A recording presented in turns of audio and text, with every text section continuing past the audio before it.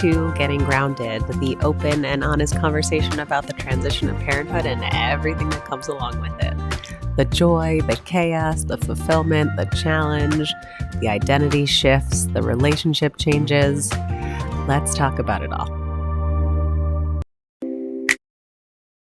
Hello, welcome.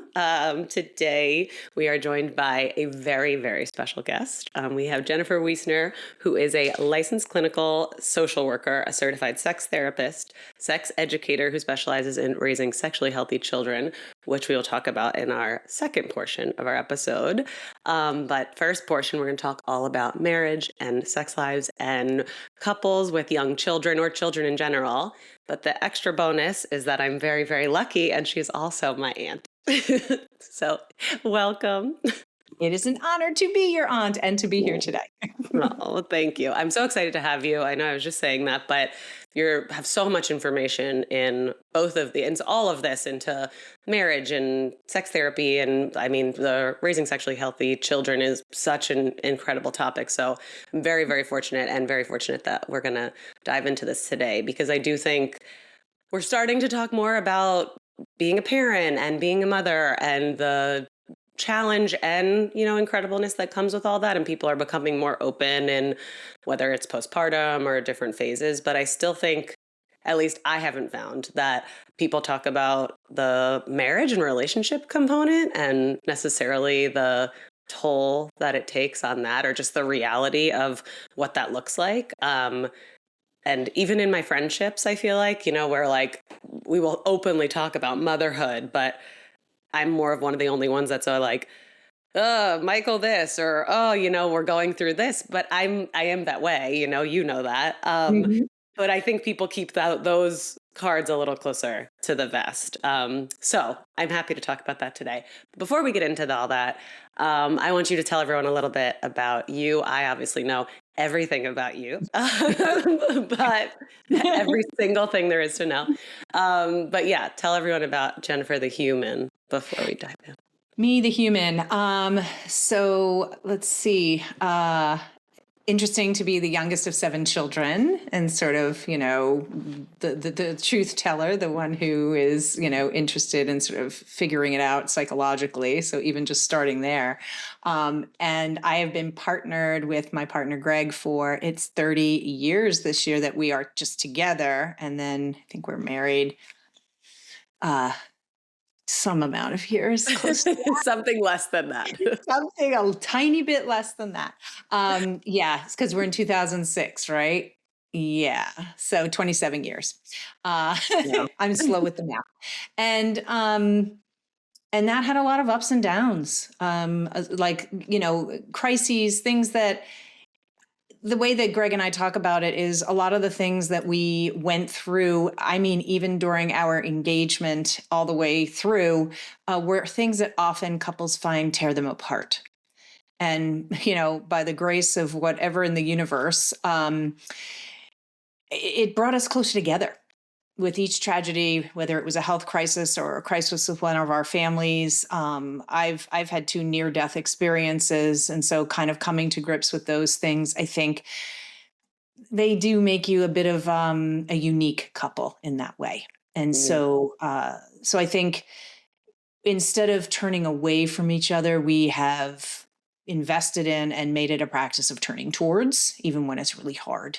And so I think the other key thing that has been important in our lives is, as someone in a previous relationship to the one I had with Greg, I was lied to, and I didn't know what was truth and what wasn't. And so in the next relationship, it was so critically important to me to be with someone who I felt would tell me the truth. And I think that is a big thing that I, as a couples therapist as well, how many couples don't tell the truth to each other? And yes, it can be really hard to hear, but it is the way that we cleave and grow to, both together and as individuals, is by, what is your experience of me and what is my experience of you? And so that's often something I talk about in relationship therapy, and then also in my own relationship. I may feel I'm right about something, but what is his experience of that of me? And that's really important to look at. And by the way, one of my favorite sayings I got from my mentor a million years ago was, do you want to be right or do you want to be in relationship? Because often they don't go well together. And I actually got to use that one on my 18-year-old son the other day. So, Love um, that. and then I have these two amazing men, a Men. 21-year-old and a 18-year-old. Yes, they are men. I know. And they're both sort of living their lives. And I think another thing, I talked with a mom the other day, which was interesting, is we were talking about how we were similar in that I was not, and she said she wasn't either, but I was not the mom who said, oh my gosh, I wish my kids would stay this age forever when they were little. I wasn't that mom. And actually, there were parts of me that judged myself for that. Was Mhm. like, because every mom's like, oh my gosh, I wish they would stay this age forever. And I'm like, as a therapist and as a person, on one hand, I was like, well, the joy is in seeing them grow and change and grow into their own humanity and who they're going to be. And that is our job, is to grow Yeah. them up and to let them fly. And I also acknowledge that it's also because I've had two near death experiences when my children were young, where I was petrified I wouldn't be there for them. And so every development that they went through, it was a relief, excitement and relief that it was one more stage that I got to see, but also that they could do this not on their own because they have their father who's an amazing parent because of all of my health issues. He's been a primary parent as well as much as I have. And so, but I realized that. And so my friend was like, yeah, I was that way too, but not for the same reasons as you. Yeah. An interesting conversation. That is an interesting conversation. It's interesting to hear now too, because I oscillate between the two. Like the thought of them growing up makes me want to burst into tears. Like how, but I have a similar but different experience. Like that, I have a different story that changes that, and it's like the fact that I know intimately what loss feels like, and so it's like you want to preserve everything in that it is, because tomorrow's not guaranteed, right? So it's this like freaky, like life moves on, and life moving on is weird and all of that. But then at the same time, I relish and treasure them growing and the things they learn and watching their brains develop and all of these things, and the amazing people they are turning into or already are, and that's a joy too. So it is interesting sitting between the two. I can't say I prefer, there's both sides of me are real on that.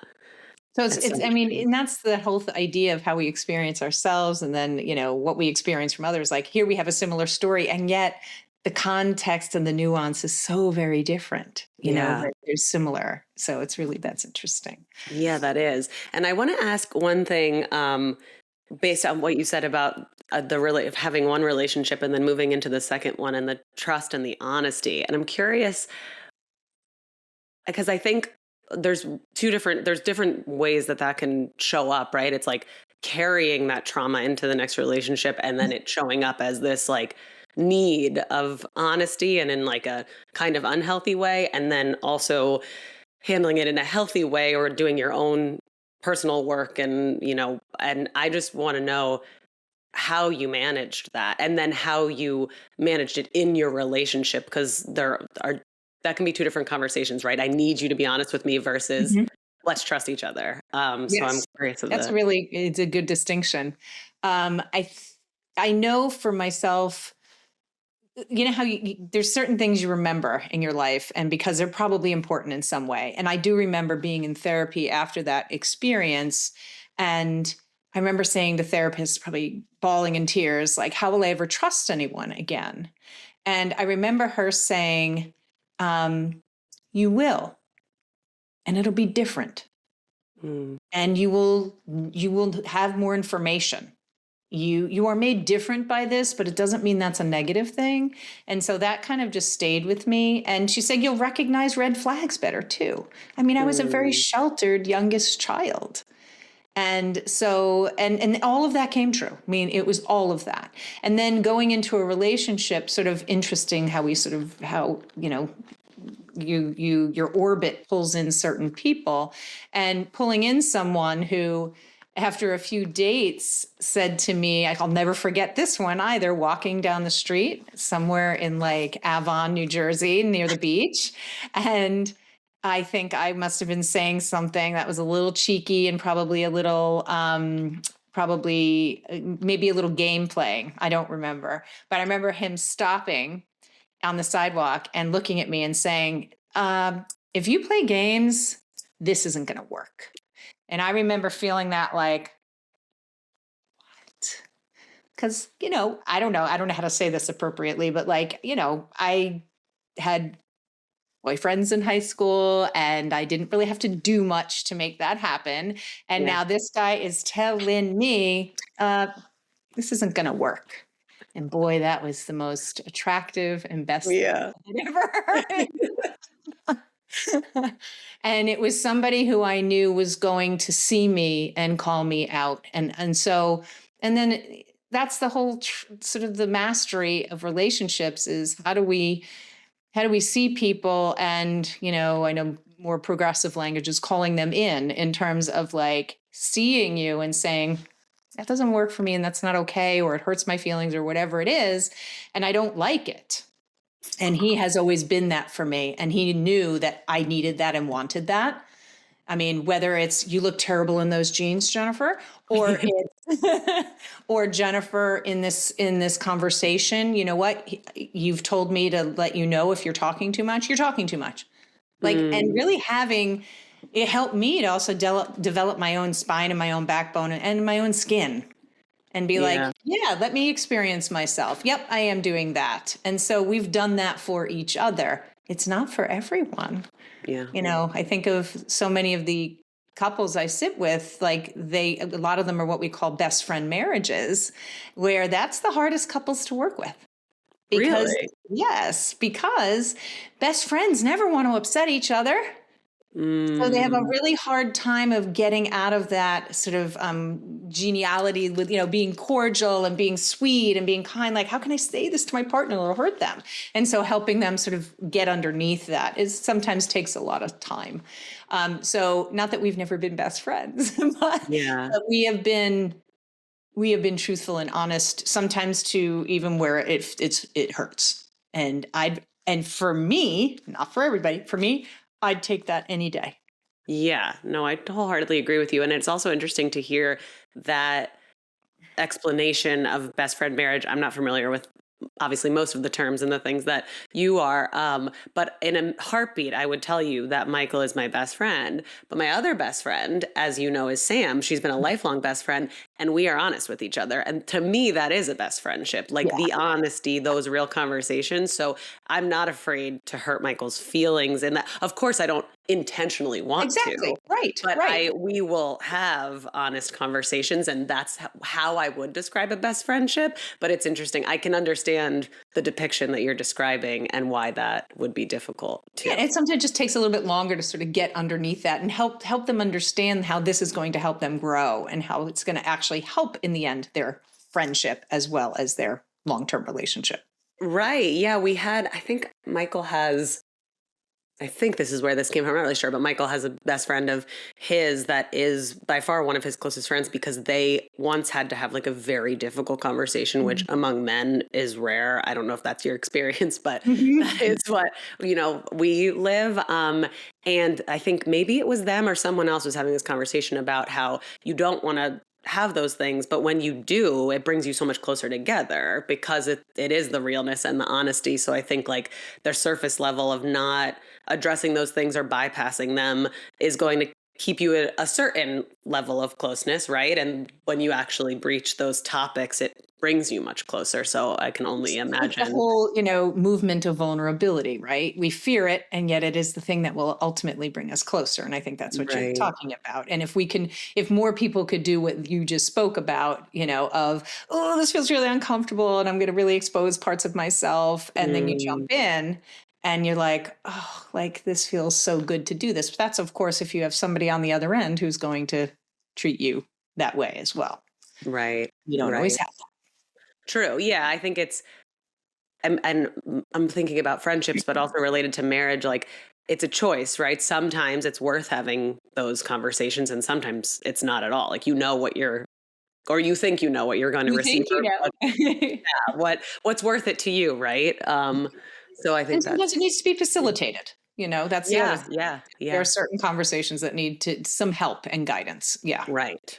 So actually, that's a very good point. So two things. One, did you get into this work because of the experience that you had and that drove you into this? And then my second question is going to be about that facilitation. So part one. First question? No. Yeah. I don't think so. I joke, when people say, how'd you become a sex therapist too? And I'm Mm. like, well, 13 years of Catholic school. No. And it's people think I rebelled. No, I did not. No, I didn't even know what that was. But with regards to like getting into this work, when I started my practice, and actually in my training, my early training was with children and families. I was doing family crisis. I was working in an urban environment with children who were sexually, physically, and emotionally abused. And Mm. once I had my kids, that I couldn't do that work anymore. Then Yeah. when I moved up here and started a practice with a friend, mom I met here, then we were working with teenagers and families. And then I started dipping my toe into being interested in couples work. And then that spawned into having the epiphanic experience of, I'm going to be a sex therapist, and, went from there. So no, it wasn't like because of that. But I think because I knew I wanted to be a therapist before any of that happened. Since I was Right. a teenager, I knew I wanted to be a therapist. I didn't know how I would do that or how I would pay for school or what did that look like or any of those things. So I always knew I wanted to do that. So I don't think that was it either. But if you go into like some of the regression or past lives work that I've I love done, then it. I Bring it found on. yeah, then I found out that, according to my journey work, was that, at something like 7 iterations back of me, my family was wiped out and I was the only one who was left. And I sort of became that seeker and that healer. And so it's Mm. sort of just in my genetics and DNA and whatever. And so, yeah. And I think also just, hey, life experiences, losses, shifts, your position in your family, all of that stuff can lead to certainly these types of callings. Yeah, yeah. Okay, so part two, with the facilitation, how, what would you advise couples to do? I know I have most questions about related to children, and I'm gonna dive into those next, but just from a top level of couples therapy and working this out in general, or how to manage some of these things, is it Michael and I don't have a couples therapist, and frankly we have no time, and we have individual therapy, which is step one, part one, work on yourself, and it Mhm. translates. But how do you find a couples therapist? Is that something you would suggest prioritizing? Are there other steps that you take first? What is what, and when people come seeking you, is it all versions of the journeys? Like sometimes it's in the beginning, or is it usually like, okay, we're at this like crossroads here, we need help? Yeah. What I wish was that we, just like sex education, I wish we prepared people who are deciding to be in a long term relationship that what to expect. Like that this is going to be identity shifting. It's going to be, and sometimes actually destabilizing in who you Yeah. are because you're coming together. And that to expect, especially that if you are bringing then children into your orbit, that that is going to shift everything. Because I think we think about being pregnant and having children or adopting children or however we're bringing them into our family, and we think about it's just the most wonderful experience because that's we're cultured to think that. And what we don't then prepare for is how destabilizing that can be, right? And Yeah. so I think if we normalize that and normalized, I spend so much time, I see, it's interesting, I see so many couples with small children, and then I end up seeing couples who are in the next transition of kids are going off to college, and then again, some sort of destabilization there and midlife stuff.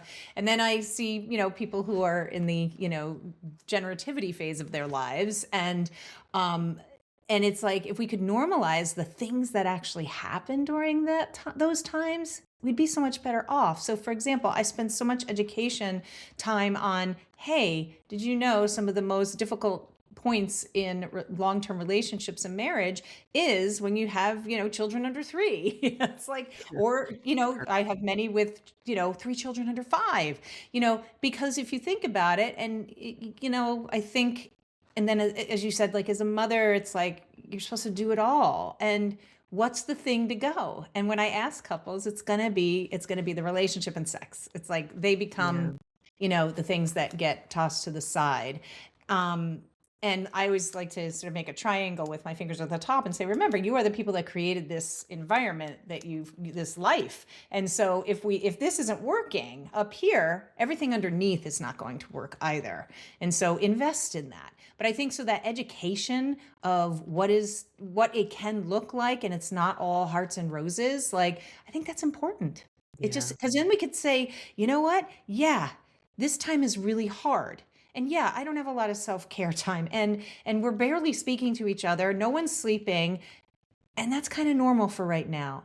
And Mm. here's the next piece of that. It's critical that we talk about it with each other, because maybe one person is like, I'm underwater with that. And the other person's like, all right, my head's above water. I've got a little extra for you. What do you need? And Yeah. so really being able because I think we silo in, and the worst thing that happens is we start to take it all personally. I'm Mm. working with several couples right now where that happens, where Yeah. they feel like the sort of that destabilization that happens when we bring child or children in, and then we are taking everything personally that our partner does or says or isn't doing, and they're not really talking about it, and that's where it gets really difficult. Yeah. Yeah. It's interesting. Early on when you said just like the things that you went through as a couple and how it brought you closer together and, all of that in engagement and early days. Like Michael and I were together for 6 or 7 years before we got engaged and however long before we got married. And we went through things that frankly some people never go through in their entire lives that we went through together. And it was awful at the time, like so difficult. And our relationship went in so many different ways a lot of time. In the very early parts, a lot of times it was really bad, but we were both going through intense grief and just really, interesting life things, somehow stayed together. It's a miracle in and of itself. I think maybe once we've done therapy, like we haven't before children, and somehow rode these waves, did a lot of work, got into these great places that we were. And it's now hearing you say this, I was very naive in that, especially when I was pregnant. It was like I was doing these these mother circles or these pregnancy circles and just like meeting these different groups and hearing these explanations, and you could hear that the couples already weren't on these as solid ground as I thought we were, and this work that we had done and these conversations we had had about balance and sharing loads and all these different things. And so I was like, oh, we're in such a good place, it's going to be so fine, like all the things. um and yeah, here we are. And all the things you aren't necessarily expecting that I mean, there's so much even just in parenthood in general. Like you can think you're so prepared. You can be around children your whole life like I was. You can hold your like cousin who feels like your nephew at 16, and be around babies and think you know everything in terms of what that'll be, and you have absolutely no idea how it reshapes your life. Yeah, I don't like no there's no one can prepare you as prepared as you want to be. And then that translates to your relationship. And so we ebb and flow all the time. And I will say that I think it does both things. It kind of tears you apart because you don't have any time for each other whatsoever like you did before, but also brings you closer together because you made this life together and you're both just like getting by together, and there's like a connection in that. But I think the fact that I don't know, I imagined always that it's like children of this age has to be one of the hardest times of your marriage, but is one of the things I wanted to ask you because it feels that way, but you know nothing about the future, right? Like it's Well, you every can't know, like, oh, in a year and a half, it's gonna be so much different or better, right. or it's gonna look different. We can't know that. The best advice I got as a parent of a young baby was that just that by the time you settle into the phase that you're in, it's already going to be switching into the next one. And so Yeah. for me, I like held on to that. So it's like, yep, we're in a stage, but it's going to eventually change. It's kind of like as a therapist, it makes me think about how we talk about feelings are transient, meaning I may be feeling something incredibly intense right now. If I can wait it out about 20 minutes, I might feel a little less intense or something different. And like reminding for people with depression, like, this or anxiety, like this may not, with the right, whether it's treatment or support or medication, like this is not going to potentially feel like this forever. It could change. And so the same with children, right? And I think, you say like it's, like the hardest phase. And I think I might not rephrase, but like reframe it just a little bit. Like I keep using the word destabilizing, right? It can be a Mm. very destabilizing, or I would say probably the most destabilizing phase. It's not, I wouldn't say maybe necessarily the hardest, but as I said a little bit earlier, I alluded to, like, it can be the most identity shifting, right? Because here you are, the two of you, and you're living your cool life and all of that. And then suddenly your whole world, like you're revolving around someone else that you have to, can't live on its own and can't even, function on its own. It's so different. And you're sleep deprived. There's hormonal issues. You're, negotiating and renegotiating. What does the home labor look like? What are our roles? Actually, I'm dealing with that right now, where with a couple that switched their sort of the way they were bringing in money, and we're having to reevaluate those roles. And it's like, Mm. okay, well, have somebody thought maybe now that you want to switch who's staying home with children? Like, that's no one's saying that, but is that what's happening here? Because Yeah. that's a big thing to discuss. And you're keeping this helpless human alive. And you know, I think we get wrapped up like this stuff, this tension, this relational stuff that's happening. It isn't about love. It's about bandwidth and capacity, right? We Yeah. just have none. Right? It's none. And so oftentimes I think, raising children can look like sort of these parallel lines you're going on, parallel paths you're on together, but we have to make sure that we're going in and out and in. We have to have those touch points. I call it the golden thread of connection. What is as a couple, your golden thread of connection that's going to keep you knitted together? It can be leaving Greg. I'll never forget, I had a very difficult pregnancy, as you well know, and had a pancreatic tumor and IVF. And he would leave for work because he had to. And he would leave me hilarious little sticky notes. He cannot draw. And so there were stick figures with me walking my Westie, like just little arms and and that's the little golden thread of connection. Mm. Or like the birthday story I just told you before we got on air about sort of, making a little surprise of something. Like little things, because I think we get wrapped up like, oh, we can't take vacations together. We don't have time or money. Or, oh, we Yeah. can't go out on date night. We don't have time or money. And it's like, no, these are just these little moments. And I usually recommend to couples that you make a love list. Each of you make your own love list. What is the things that make me, Jennifer, feel most loved? Like literally, if Cupid was shooting the arrow, it would hit me right in the heart. Because what happens is we're often doing things for a partner that we think they would want. So I would say, then you're shooting the arrow and you're hitting them in the head, you're hitting them in the shoulder, you're not hitting that spot. And Mm. so if you each make a list of the things that make you feel most loved and you swap them, and I would say to couples, in a lovingly threatening voice, do these, do one a week. Just make Yeah. sure that you came together for this reason. So make sure that you are keeping that thread connected. There's some artwork behind me that I don't think you can see, but it's with two people that are artistically painted, and there's that red thread that's tied around each of their fingers. Mm. And it's like, how do we keep that connection going, especially during the hard parts, this Yeah. time? And so, we often, I think, get stuck with misinterpreting depletion as disconnection. No, we're depleted. It's not necessarily disconnection. It could be, if for some couples maybe it is, but really looking at the depletion, I think that's really important. Yeah. And so a lot of my work with people is, how do I fill my own cup? So I have the empty vessel is nothing to give, and so I can then share it. So sure, a lot of time I have a couple couples where I'm just working on, okay, you're both alive this morning, no one has vomit on them, and what are you going to do today? I don't care if it's 5 minutes, 10 minutes, where you feel, you have some you time, whatever that looks like. Super important. Yeah.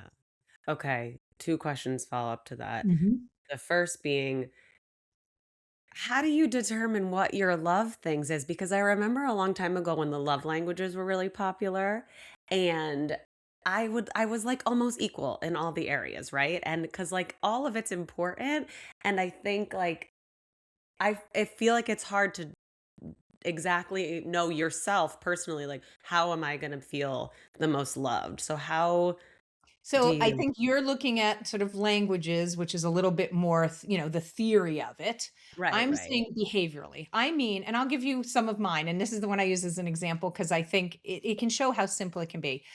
I love that in like early November, one day I'll go out to my car and all of a sudden there is a snow scraper in my car because Greg remembers those things. right. That he will, like today, he knew I had a lot on my plate and I was thinking, oh, should today be the day we do the take home dine in thing? And he walks out there, he goes, do you want me to order the to dine in and bring it home? Like it's there. So there is that's where I'm sort of going into a slightly other issue here or discussion about attunement. Right. That's attunement.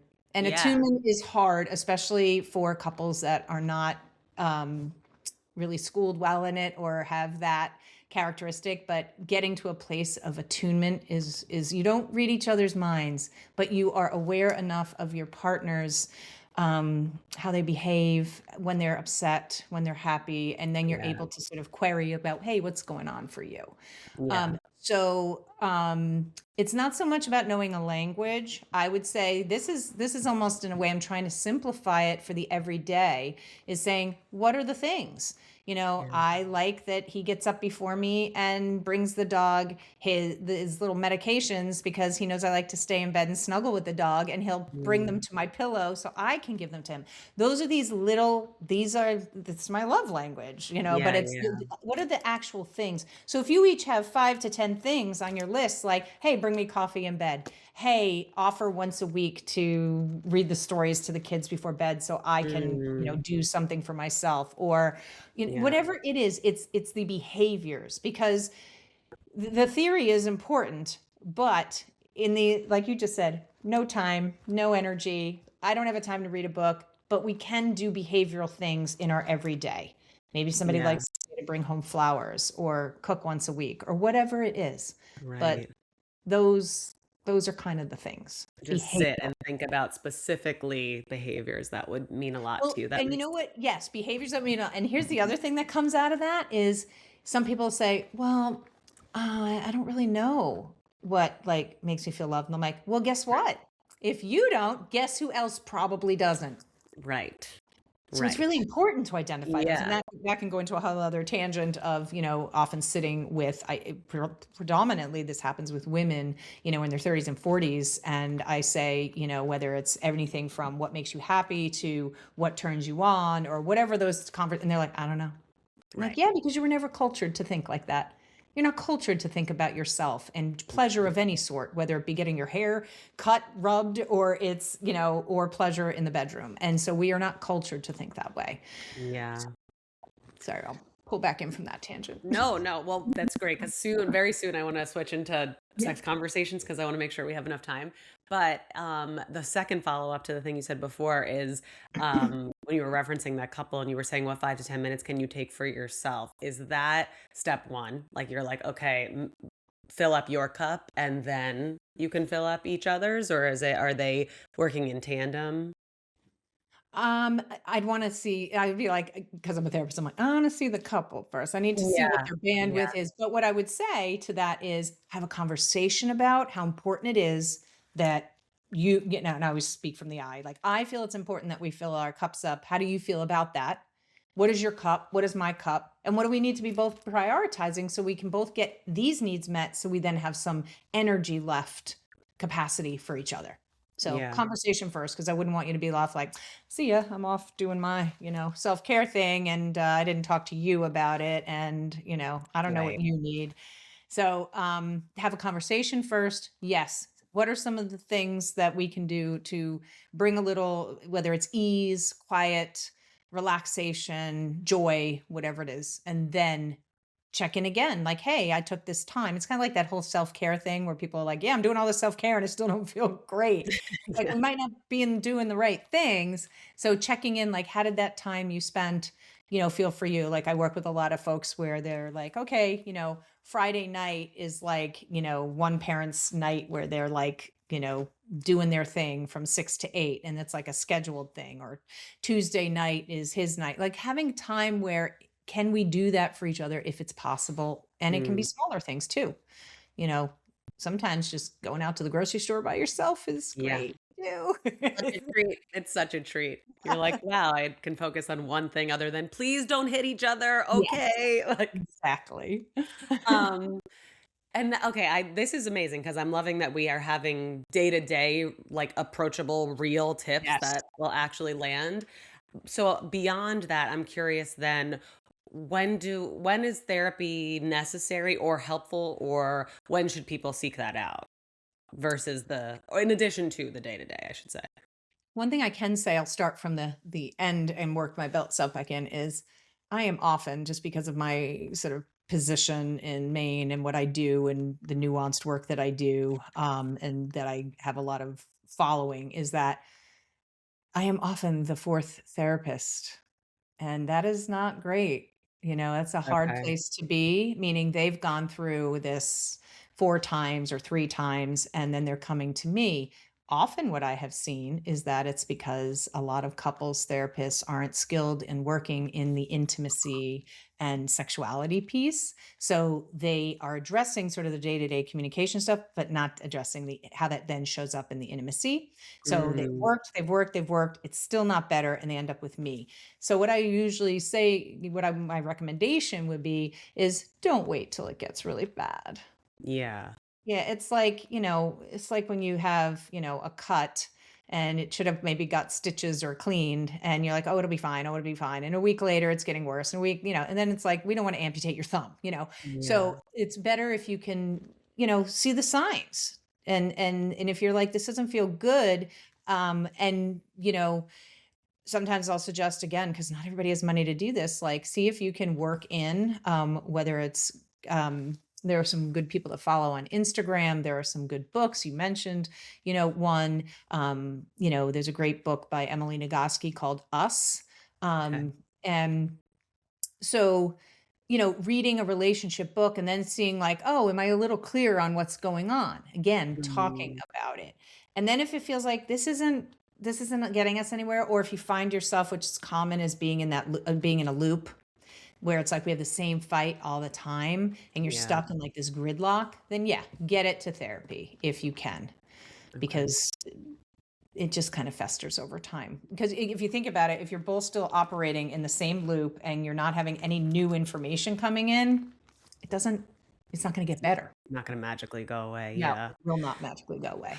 Okay, the final question I want to ask you about therapy before we switch gears slightly, but not really because Yeah. it's all the same thing. And maybe you can't answer this one, but I'm fascinated by this because I have I have a friend that is going through divorce, some friends that are divorced or remarried, and most of my friends are still in relationship and have children and whatever. So you see all the nuance of it all. And I'm curious, like, just in the do you believe that if couples came sooner, you can make it work, or is there, and this is barring like trauma and abuse and any of that, of course. This is, let's talk, day-to-day relationship that, let's just say it's healthy. Or that there's a point that of repair, or are there basically like what you see in your work? Are there couples that come to you where you're like, I don't, maybe you shouldn't be together and we divide, or is there a we can work through this? Like what makes that distinction whether we belong together or we don't? Is it a work thing? Is it a just the couple, the two individuals together type thing? Is it stages of life? What does that look like? It's all of those things. One thing I will say that I think is I tell when I'm training new therapists is um, one was like, I have to write that down. I'm going to say that from now on. I'm not here. I'm not in the business of saving marriages or relationships. I am in the business of helping you find clarity. That's Mm, that's what I'm there for. So it's helping us uncover the things that are impediments and speed bumps to getting in the way of the relationship, or potentially, certain behaviors one or both of them have. You mentioned trauma and other things that contribute to, and it's finding clarity around those things. Sometimes a question that I will, at some point, if they have kids, I may ask them, if you didn't have these children, do you think you'd still be together? And occasionally mm, I've gotten a, hell no, we wouldn't. I'm mm. like, okay, let's talk about that. And Yeah. sometimes they, have to think about it. But, when I get the hell no, I'm like, all right, let's go in that direction, talk about what's that about? And and I've worked with plenty of those people where the relation I don't doom relationships. I don't say, unless again there was something extreme going on. Yeah. But I would never say like, yeah, you guys should get divorced. But I might help them look at that, look at sometimes, if we're really stuck in things, occasionally with a couple, I have said, okay, so let's just talk about if you were divorced, what would be the positives of that? What would be the Mm, negatives of that? Like, what would it make things better, do you think? And we kind of talk it through. Um, and then your other question was, think about if you had a sprained ankle and they said, make sure you ice it and you rest it, and you don't. You keep walking on it and keep walking on it and keep walking on it. And it's going to get worse. mm. So for me, and I'm all about prevention versus just, okay, great. Now we have a nail in your foot and now we have to, get that out. I'd rather see couples in the early days in a perfect world where we didn't have to, worry about everything from time and money and all those things. It would be amazing to educate, couples who are choosing long-term relationship to get those skills Yeah. beforehand. Yeah. Most people do not contract, and this is another thing that happens in relationships where then there's been some sort of breach or abruption in, that requires some sort of repair, is Yeah. it's because when we get, married or choose to be in long-term relationship, we really don't speak explicitly about what those contracts are. We don't talk about what's allowed, what's not allowed. We don't, before Mm. we get engaged, part of our vows aren't like, I'm not going to talk to other people online, or I'm not going to do this, that, or the other thing. And it's Can you interesting. imagine going Yeah, to a wedding and, like, that's what they said to each other? yes, it would be great if they did it beforehand. Yeah. But yeah, like I think Tammy Nelson writes a book. It's like the new, oh God, I forgot the name of it already. The New Monogamy, and Mm. and she talks about contracting sort of. So when I'm doing what I call a relationship or marriage 2.0, where it's like, okay, you're here, we've had something really bad happen, or your relationship has been really hard, and we pick a day where we commit to, this is where the new marriage or relationship begins. And what are we Mm. contracting for? What's important to you? What's important to you? What are boundaries and limits? And what about, what does expansion look like? Like getting all that stuff that you never did the first time. You Yeah. learn, right? I wish we could do all those things before people ever commit long term. Yeah. Yeah. Yeah. Especially too, because a lot of times you get involved in a relationship when you're substantially younger. You have, like, no idea, right? And then hopefully you grow together. Sometimes you don't. But I wish, I mean, I wish we had more time for a lot of things, but I do wish we had more time to prioritize and just doing couples therapy just for the, like, health and long term of our relationship. Like, I know I'm not worried that we won't be fine, but we could be better. Yeah. And to your point of all those skills and educating on the things that we don't know because we don't have a background like yours. It would be amazing. Like, I'm so lucky that you're my aunt, but also I'm like, could you not be for a little bit and be our therapist? And always here for you. I Um, know. There was when we were at your house over Thanksgiving, Michael and I were, like, having a fight in front of you. I so badly wanted to be like, Can you weigh in here? Like, tell me your I was afraid you weren't gonna ask me that. I know, I know. Laying on the couch like, I'm just gonna stay quiet right here. No, Um, because I mean, like, we are an open book, so I'll have that conversation in front of everyone, but of course, in the back of my head, I'm like, "But this one is the resource I wanna ask questions to," and I'm like, "You're not feeling well, I'm not gonna do that to yeah, I you." was like, "Let her rest." A lot of people think, and this is even when you're a therapist and you have your clients, I let them know very clearly in the beginning that, therapy is like the work is not what happens in here in the session. Mm, That's 20%. The 80% happens outside of. So if you're coming to therapy thinking you're just going to chat here and fight here and do that and get stuff and you're not putting it to work outside, then you shouldn't bother coming because we're not going yeah, to be effective. But it's yeah, 80%, it's the everyday, literally I call them just the micro shifts and changes that happen that create the change. It's yeah, never a huge big change, one big change that happens and the relationship is different. No, it's these little tiny granular things and steps taken and doing something slightly different, responding differently, being a little less reactive, checking yourself first, check or modulating your own anxiety before you throw it into the relationship because you're anxious about mm, something. Like all of those things are the little steps that have to happen outside of therapy yeah, space. Yeah. that's fair. That makes a lot of sense. So before we run out of time, let's Yeah. jump into the intimacy piece, the interesting component of it. And obviously, from my experience, it's like the change in your sex life and the time and all of that. But I also think things you were saying before, like it's not even the change. Like this is work before children and different from children. Absolutely. So before I get into like the detailed questions, like can you give a little bit of your overview of your experience there or your outlook on some of that work? So I think an important thing to remember is like, because we've been talking about like with children and whatnot, that really long-term relationship with children isn't about constant closeness. It's really about staying reachable. So Mm, just like take that in, we're not going to be constantly close because we can't be. We're doing the biggering, we got a house and we have kids and now we have to go to school and we're paying for this. But it is being reachable. And if we're not feeling reachable to each other, then there needs to be some attention paid there. okay. And I think the biggest thing that happens um during like pre and post children is that it's not so much frequency, although it can be frequency, but it's really about context, right? Because, you know, prior to having kids, sex happened in probably a more, expansive space, right? Just meaning there's time and we lounged and we laid around. And then post kids, sex happens in a state of depletion, Mhm. low capacity, and in a way, like I said, destabilization, meaning things are changing a lot. And so I think, your nervous system is different, your body is different, who you are is different. You went from, this person to I am now also mother, and I Yeah. am partner, and I am like all these different things. And so um and I think it's hard to get in touch with that erotic.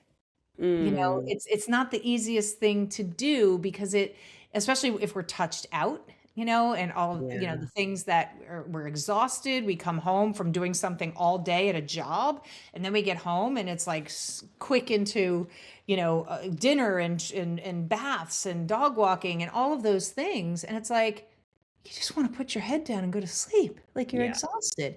Yeah. And so, you know, so kind of like how do we keep it, I wouldn't say as a focal point, but how do we keep it in our lives as that a thread, part of that thread of connection. Yeah. It's more about connection needs to be the focal point, and sexual intimacy is a part of that. Mhm. That makes sense. And Okay. so it's, it's like, oh, let's go have expensive and spacious sex. And it's like, yeah, that's not happening. Right. Reframe is how do we protect this connection and our familiarity with the erotic and make space for that. So a Mhm. lot of times frequency will look like it's, gone down a lot. and it's more about quality versus quantity. So Yeah. that's the Okay. big key there. And, some of those things, sort of keeping that little erotic and that little sort of intimacy together.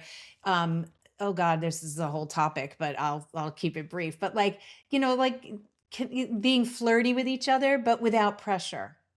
I usually Mm, have couples talk about having an agreement that you can say I desire you, but that it doesn't mean that you have to now give me something or we have to do something about it. But just saying I'm attracted to you. So A, we can still feel being desired, because that's another thing that couples often talk about, like I don't feel yeah. desired.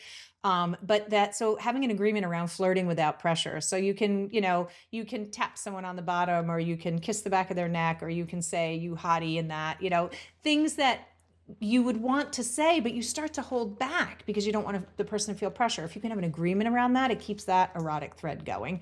Making sure that like kisses are just not just devolved to pecks, Mm, because that often happens. that's a And big one. Yeah. and just that, so we know that like I still see you and I still see you as that person you were, because that's also a thing that happens too, is like, oh my God, I'm not that person anymore. I can't even reconnect to that. And it's like, I still see you that way. And so being Yeah. able to have these little points of connection.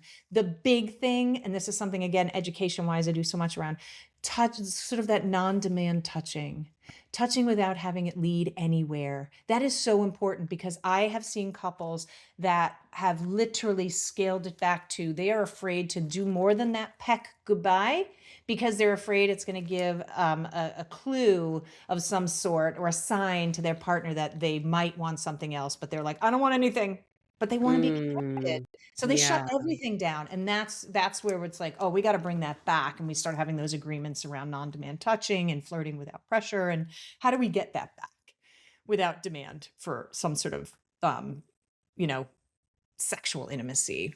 Yeah. And, I feel like over time, some things do get easier. Maybe the sleep deprivation, goes away. At some point, your kid isn't, constantly in your lap all the time.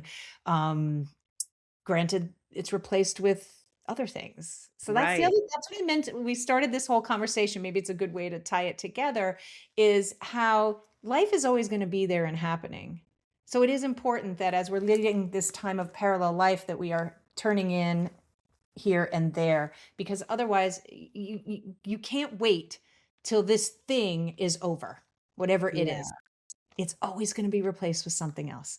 And the Right. good news is, just like when we couldn't imagine how we can exercise or fit in eating better or whatever, it's like, oh, we can. You can. And we're not asking for 3 hours a week, 30 minutes here, 20 minutes here, just to show that thread is there, gets you through these really challenging times. Yeah. That's amazing. I had tons of follow-up questions, but I feel like you answered most of them.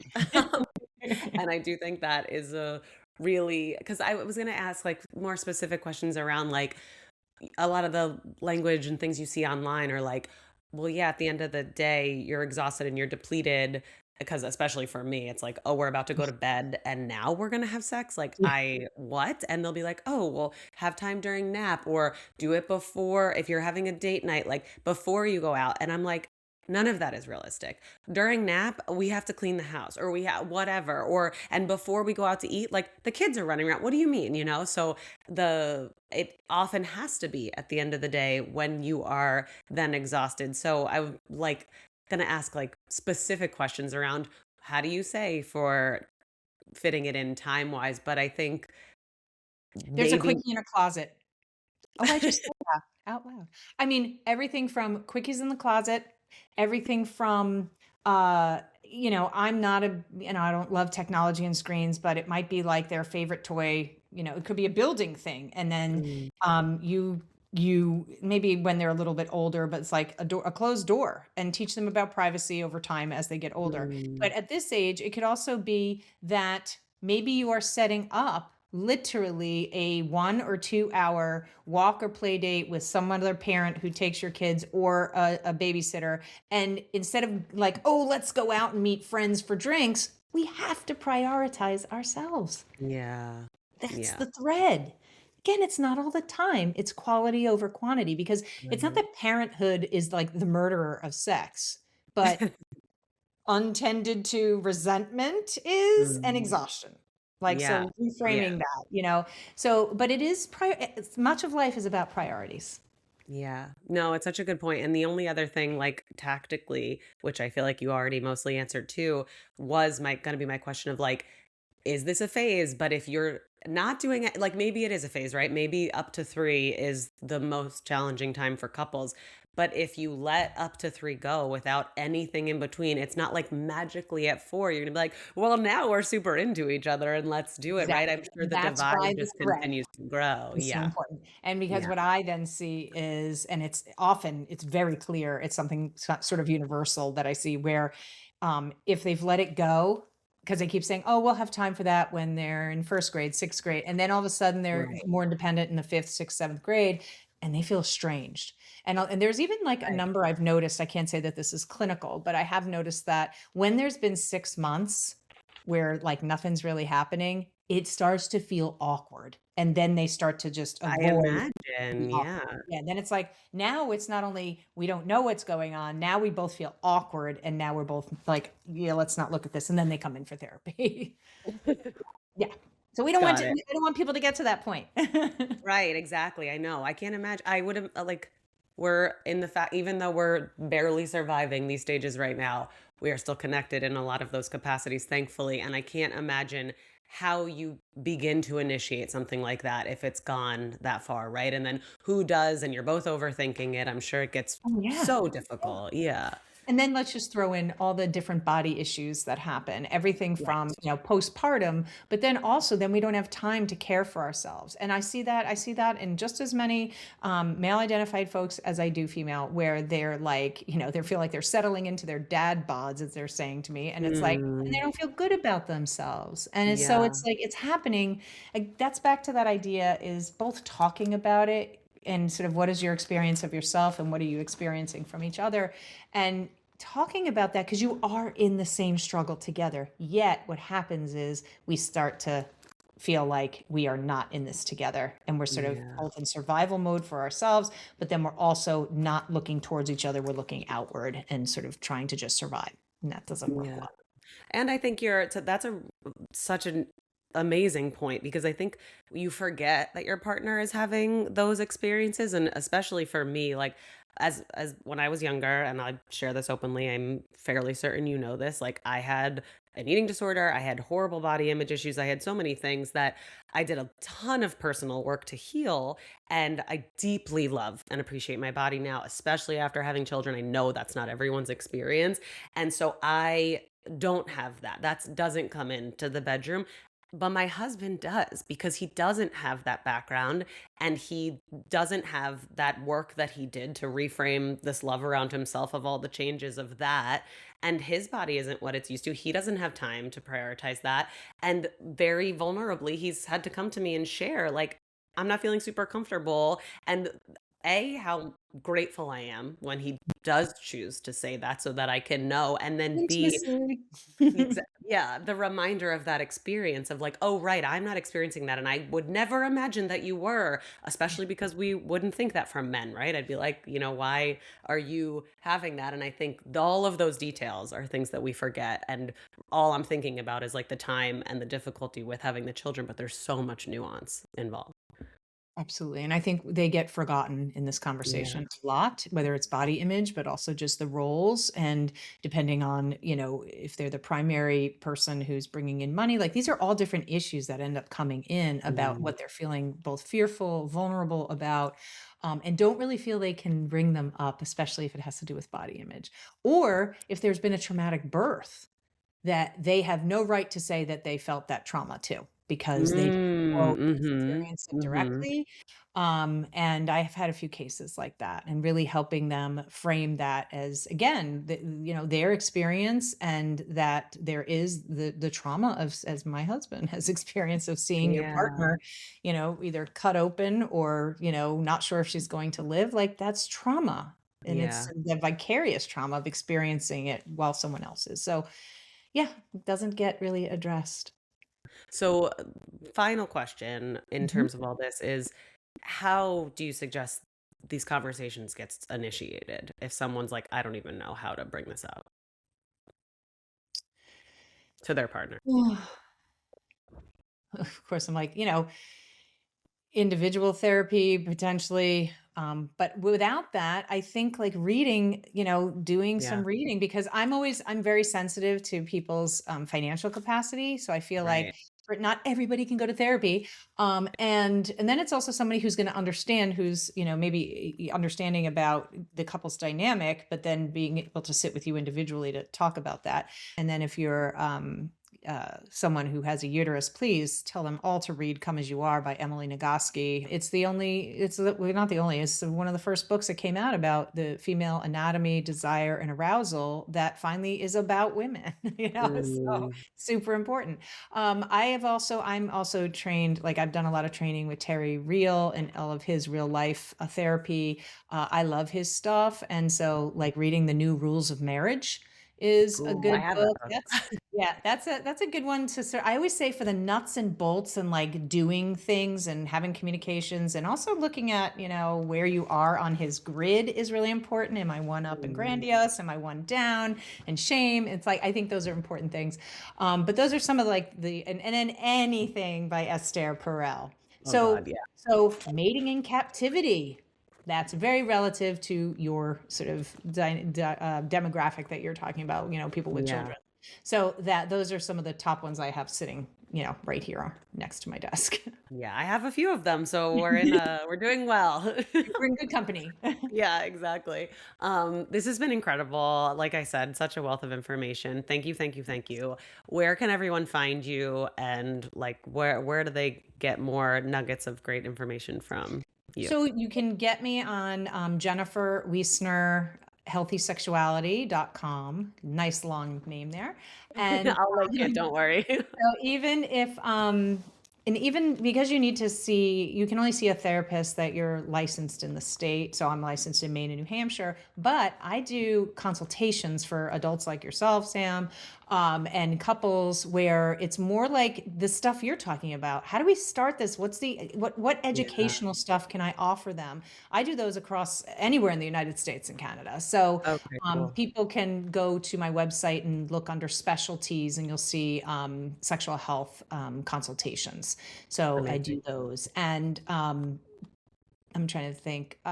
And I'm on Instagram. I think Jay Wiesner, sex therapist. I don't post a ton. I don't have time. But what I do have on my website that I think can be really helpful to people is anytime I do podcasts like this, or I've done a talk or something, or an article that I've contributed to on Wondermind or somewhere, I link them there. So there's lots of free stuff there. So Yeah. that you can go to, and I think it's just under articles and interviews, and you'll find that stuff there. Yeah. One of the ones I loved was Self-Led in Bed podcast, which is all IFS, internal family systems, and raising sexually healthy children. So I was interviewed for that, about how can I be a self-led parent. So Mm, that that that sounds was like a a great great one. one. So lots of free stuff too.